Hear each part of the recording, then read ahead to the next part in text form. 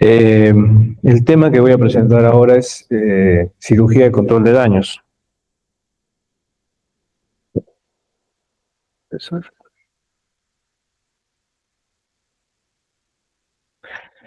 Eh, el término cirugía de control de daños es un concepto, una idea, un abordaje diferente al que tradicionalmente se suele llevar a cabo con los pacientes. Se inició en pacientes que habían sufrido traumatismos graves y ya ha pasado a ser usado también en pacientes con abdomen agudo inflamatorio. En general, sea por una u otra causa, los pacientes van a presentar lesiones graves, sean traumáticas o sean por algún proceso infeccioso intraabdominal, que van a requerir una intervención quirúrgica que va a durar mucho tiempo. Esto debido a que la naturaleza de sus lesiones ponen en riesgo su vida. El problema es que a menudo este tipo de pacientes no llegan con la suficiente reserva fisiológica para tolerar un acto quirúrgico prolongado. Entonces, durante el manejo que se realiza de estos pacientes, tratando de estabilizarlos y mantenerlos estables, estos suelen cursar con episodios repetidos de hipotensión, inestabilidad fisiológica, que a final de cuentas, por el manejo que le vamos dando durante todo este tiempo, lleva al paciente a lo que se llama ahora un rombo letal. Quien ha leído un poco sobre el tema va a saber de que esto de la cirugía de control de daños empezó con 3 fases y en su inicio solo se hablaban de 3 componentes. Era el triángulo de la muerte o la tríada letal. Hablaban de la acidosis, hablaban de la hipotermia y hablaban de la coagulopatía. Y hace algunos años se ha sumado la hipocalcemia. Entonces, si nuestro paciente está con un pH para algunos menor a 7.2, para otros igual o menor a 7.1, tiene un gran riesgo de fallecer. También podemos evaluar esto a través del déficit de base o del lactato. Básicamente, quien va a generar la acidosis va a ser en el caso del paciente que haya sufrido una pérdida sanguínea, va a ser la mala perfusión tisular, ¿no? Y este componente va a influir negativamente una vez que esté establecido en lo que viene a ser la coagulopatía. La hipotermia. Puede que si el paciente es un accidentado que estuvo a la intemperie, pues su temperatura corporal haya bajado un poco por eso. Pero generalmente la hipotermia en estos pacientes se produce por la infusión de volúmenes grandes de soluciones de cristaloides o de componentes sanguíneos que no han sido calentados adecuadamente. La hipotermia también va a incidir por debajo de los 34 grados de forma adversa sobre lo que vienen a ser los procesos de coagulación. La coagulopatía en los pacientes, en aquellos que han sufrido un traumatismo, el daño tisular va a generar un componente coagulopático en este paciente y el problema se va a exacerbar por la enérgica o infusión de líquidos que a veces realizamos con el propósito de llevar al paciente a presiones normales. Entonces, la coagulopatía en parte será por el daño tisular y en parte será por dilución, por el tipo de resucitación que se suele hacer. Finalmente, la hipocalcemia. La hipocalcemia se debe al consumo de calcio que se da en los pacientes con grandes lesiones y también por la infusión de componentes sanguíneos que tienen citrato de calcio.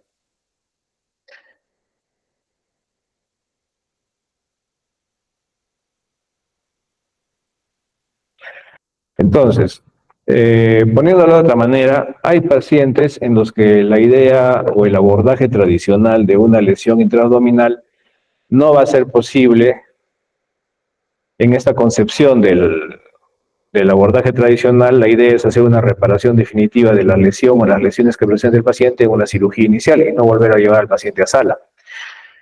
Surge hace tiempo el enfoque de control de daños, que hace un manejo por fases y se ha visto que esto se asocia con una gran reducción en la morbimortalidad de los pacientes.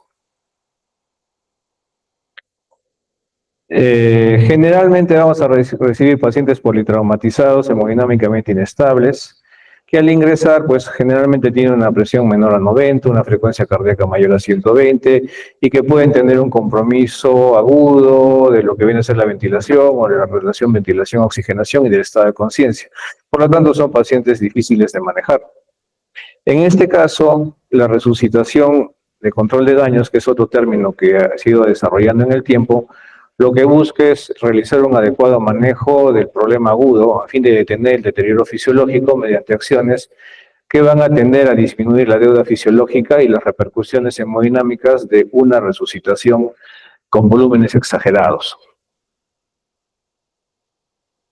Sea que utilicemos el esquema del ATLS, que en la revisión primaria nos dice primero la vía aérea con control de la columna cervical, la respiración y la ventilación en segundo lugar, luego la circulación con control de la hemorragia, luego evaluar el déficit neurológico y luego la exposición y control ambiental, o que se use enfoques como este, en el que ya lo que se atiende primero es el control de la hemorragia, no la vía aérea. Hay sangrados que son compresibles y hay otros que no son compresibles. Los compresibles son los que podemos tener a nivel de la pared abdominal o de las extremidades. Los no compresibles son los que se encuentran en la cavidad torácica o en la cavidad abdominal. Entonces, lo que básicamente plantean estos esquemas es encerrar el caño por donde se está yendo la sangre o tratar de controlarlo de alguna manera y luego trabajar la vía aérea. Ya hay varios estudios, hay varias escuelas que plantean esta forma de abordar al paciente. Entonces, sea con una o con otra, pensaremos, luego de tener la información básica del paciente, la información inicial, en que hay que, de repente, optar por un enfoque, un abordaje de control de daños. ¿Y en quiénes generalmente lo vamos a hacer? En aquellos que hayan tenido una injuria fisiológica grave, en aquellos que hayan recibido una resucitación masiva con fluidos, sobre todo si estos han sido cristaloides o coloides, aquellos que tengan un patrón de lesión severo, aquellos en las que por la naturaleza de sus lesiones haya que realizar oclusión de la aorta, o aquellos en que ya desde un inicio se ve que tengan la necesidad de cirugía por etapas. Ahora, cuando uno ya empieza o opta por un enfoque, un abordaje de control de daños, generalmente ese paciente va a quedar con el abdomen abierto luego de la cirugía inicial. Las fases. Quien ha revisado el tema también va a ver que hay varios planteamientos en cuanto a las fases. Inicialmente solamente había la fase 1, la fase 2 y la fase 3. Posteriormente se ha sumado la fase 0 y ahora también suman algunos autores una fase 4. La 0 es la prequirúrgica, se inicia en el campo. Se habla mucho en algunos pacientes de la hora dorada, pero la hora dorada, en realidad no es una hora, sino son 30 minutos, no empieza cuando el paciente ingresa a emergencia. Empieza cuando el paciente es socorrido en la escena del accidente por el personal prehospitalario. Entonces, durante la fase prequirúrgica, sea prehospitalario o sea en emergencia, lo que se debe tener en cuenta es realizar lo que se llama una resucitación hemostática. La fase 1 viene a ser la tradicional aparatomía, solamente que es abreviada. La fase 2 es la resucitación en UCI. La fase 3 la reparación definitiva. Y a veces hay una fase 4 cuando se tiene que recurrir a alguna técnica de cierre de la cavidad abdominal en forma temporal, haciendo un cierre abdominal diferido. En la fase 0, como dije, esta empieza en el prehospitalario y implica un transporte rápido del paciente y un triaje adecuado para saber a qué tipo de establecimiento se le va a llevar. Bueno, acá en Arequipa todos vienen acá, o sea que en ese sentido no hay mucha diferencia. Hay que intentar desde el inicio realizar una reanimación hemostática, teniendo en cuenta algunos otros conceptos. La hipotensión permisiva quiere decir no levantarle la presión arterial media por más de 65 o 70, porque si nos emocionamos mucho y queremos subir la presión a 90, lo que vamos a estar haciendo es lavar los vasos sanguíneos del paciente, no le vamos a estar metiendo cloruro y va a estar saliendo por herida sangre. Hay que tener también en cuenta que se debe contar con protocolos de transfusión masiva. El paciente pierde sangre, entonces lo mejor que podemos colocarle es sangre y sangre total. Esto también es otro concepto que ya desde el 2013 se maneja en otros sitios. Y en otros lugares también, para lo que viene a ser la fase prequirúrgica, sobre todo en la parte de emergencia, cuentan con el REBOA, que es el catéter endovascular de obstrucción aórtica, ¿no? Para algunos casos. Por ejemplo, los colombianos lo utilizan mucho. Para lo que viene a ser la fase cero, hay que tener en cuenta de que la reanimación hemostática que hay que hacer tiene que ser equilibrada. Y bueno, actualmente se tiene que hacer mediante componentes, ¿no? Entonces, inicialmente se planteaba el 1-1-1, que era un paquete de glóbulos rojos con uno de plasma y uno de plaquetas, pero muchos ahora han agregado lo de un paquete de crioprecipitado y aparte no olvidar colocar calcio de acuerdo al número de paquetes que se va transfundiendo.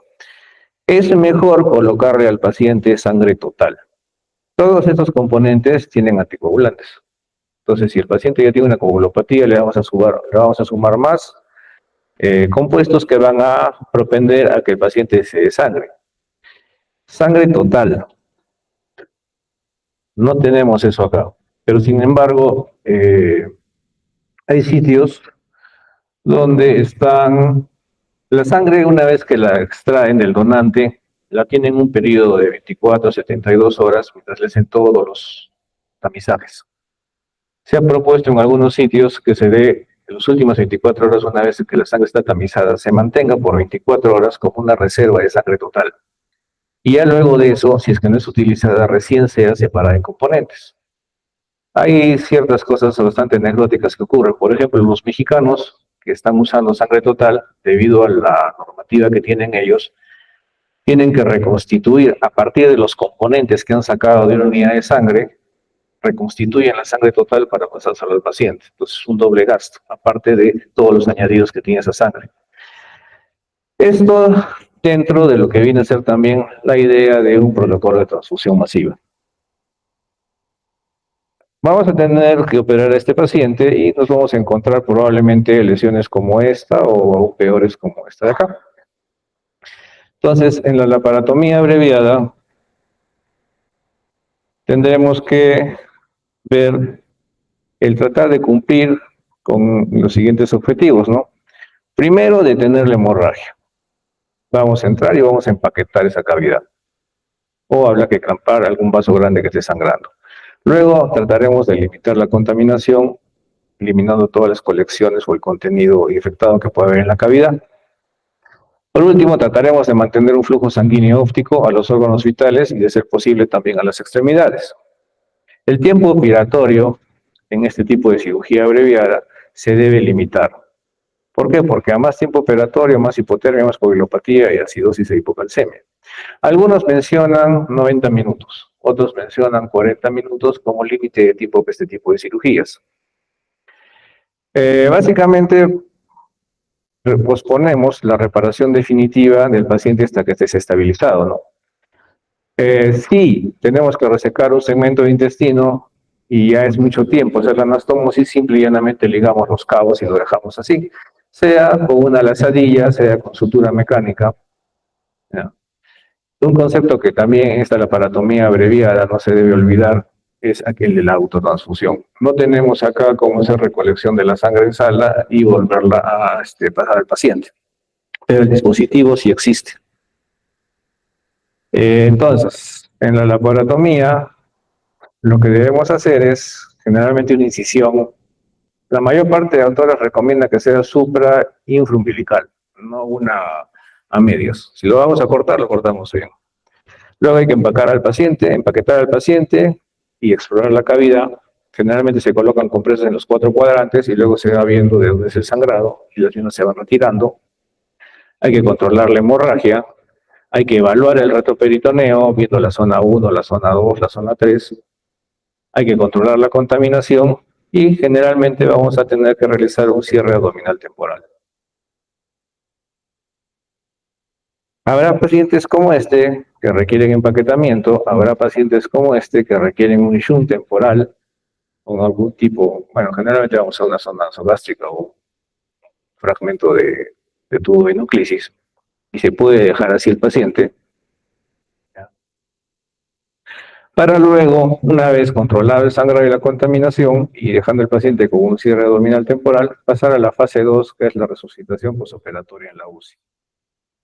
Los objetivos serían básicamente continuar con, con la reanimación, preferentemente mediante transfusión, no cristaloides, calentar al paciente, obtener más pruebas o imágenes que puedan ser necesarias para definir la extensión total de las lesiones.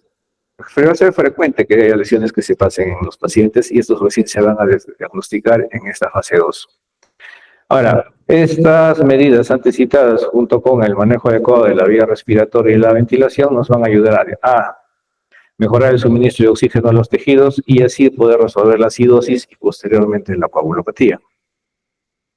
El tiempo que va a durar esta fase es variable.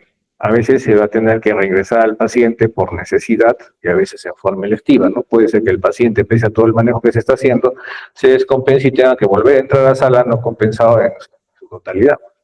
Pero a veces las cosas no salen como uno las va planeando. Una vez que el paciente está compensado, que generalmente es ideal que sea entre un lapso de 48 a 72 horas, se va a pensar ya en la reparación definitiva.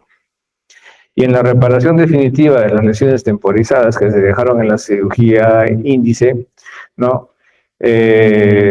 Generalmente, como les digo, el tiempo que nos podemos tomar son 24, 48 o hasta 72 horas. El momento exacto en que se va a realizar esta reparación definitiva en gran parte está determinado por el estado fisiológico del paciente, salvo que haya alguna intercurrencia. Lo ideal es obtener una fisiología normal antes de poder entrar al quirófano, sin embargo, como ya hemos visto, esto no siempre es posible. Básicamente, si colocamos empaquetamiento, sea hepático, sea alrededor del vaso, sea a nivel de la pelvis por un sangrado, por una fractura pélvica, tenemos 48 a 72 horas. Si hemos dejado segmentos de intestino ligados, solo se hizo la resección y se dejó, no se hizo la anastomosis, tranquilamente tenemos 24 o 48 horas para decidir en la segunda cirugía si es que anastomosamos o hacemos ostomías. Se ha descrito, está descrito en la literatura, que podría en este momento abrirse las asas y si no es momento de hacer ni una anastomosis ni una exteriorización, una vez que se aspira su contenido, volverlas a ligar por un plazo no más allá de 24 horas más. En cuanto a lo que viene a ser las derivaciones vasculares, el plazo que tenemos para reemplazar lo que se hizo en la cirugía inicial, o la laparotomía abreviada, idealmente debería ser antes de las 6 horas.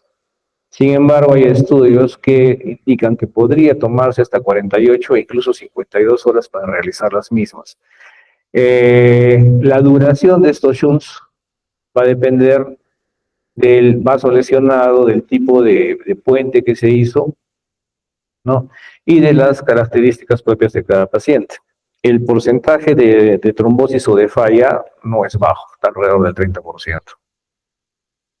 En cuanto a lo que viene a ser cierre abdominal diferido, cuando es posible, se cierra la cavidad.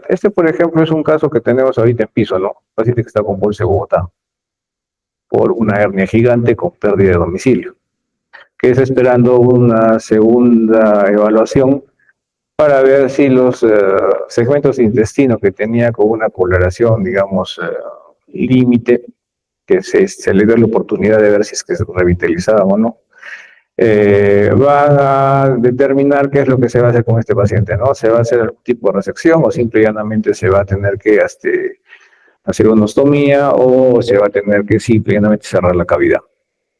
Entonces, cuando no es posible cerrar el abdomen, lo que hay que utilizar son algunas de las técnicas disponibles de cierre temporal de la cavidad abdominal. Esto hasta que posteriormente esto se pueda cerrar, ya sea en forma completa, en todas sus capas, o solamente la piel.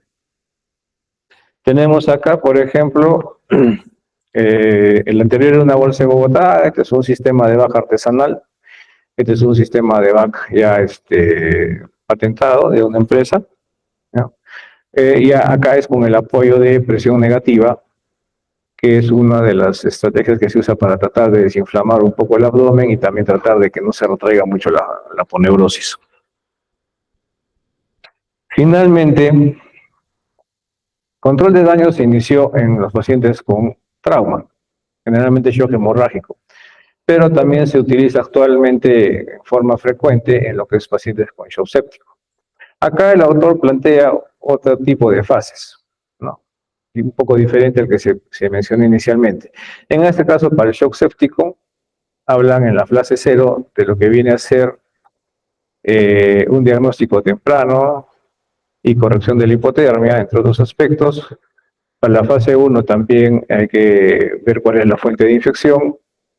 En la fase 2 ya habla de lo que viene a ser el control de las fuentes infectadas, ¿ya?